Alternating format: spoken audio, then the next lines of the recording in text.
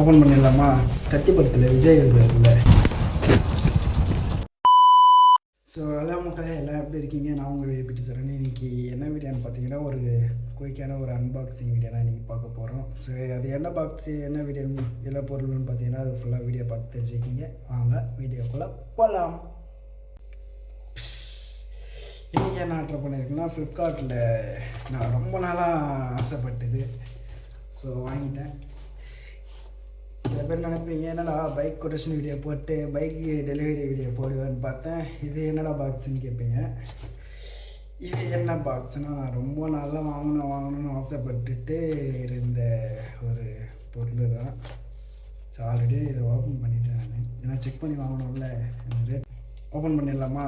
கத்தி படத்தில் விஜய் இருக்கிறதுல அதேமாரி ஒரு மியூசிக் ஒன்று போடலாம். ஸோ இதை யூஸ் பண்ணி பார்த்துட்டு எப்படி இருக்குன்ட்டு ஒரு ரிவ்யூவாக ஒரு வீடியோவோட போடுறேன். ஸோ அது வரைக்கும் பாய்.